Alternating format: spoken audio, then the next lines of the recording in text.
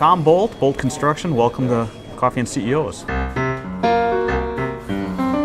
limits that people put up are their own. These are imaginary walls, and you need to push through those because you'll find on the other side it's a happier place.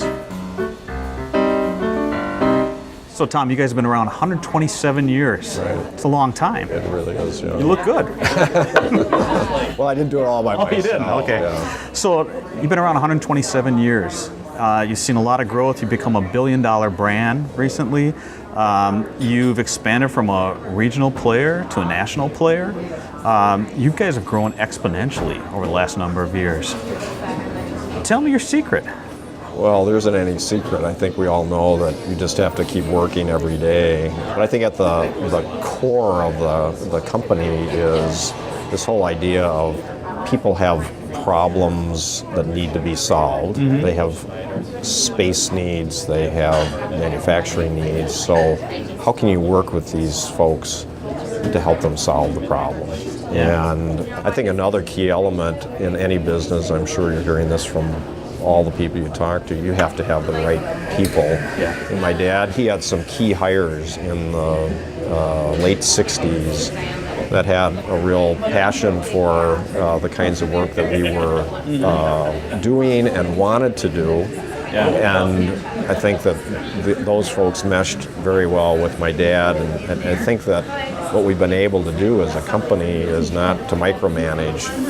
Give these folks opportunities, give them responsibility, and see how far they're going to take it. So in your industry, there's some who are extremely innovative and perhaps too much so, and can get into some uncharted waters where they aren't delivering on things. Yeah. There's others that are very conservative. You guys have managed to walk a pretty good line between making sure you're going to follow through and do what you say you're going to do, and as well as maintaining innovation for a lot of years. Yeah. And it sounds like you've been very entrepreneurial in that regard. Mm-hmm. We've had some periods in our history where we had some really severe challenges, but we were able to get through them.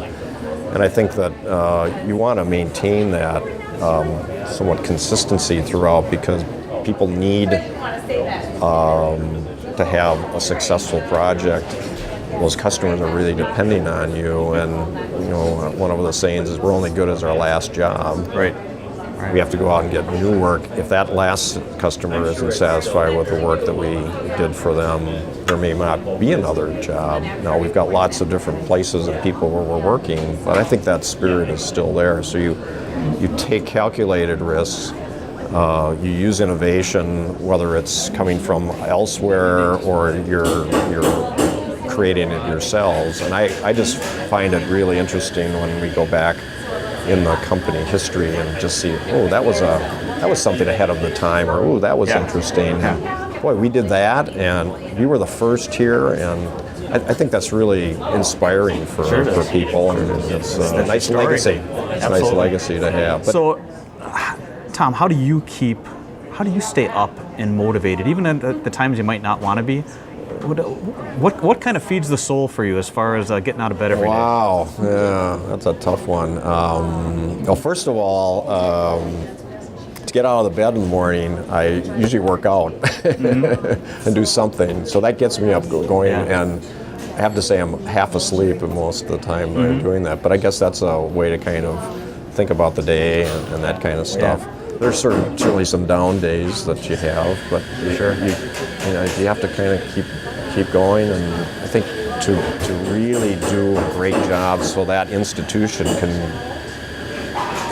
be a better health facility or a better university.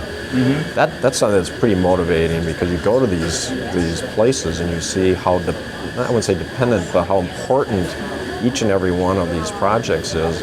And you want to do your absolute best to them so that they can do their work.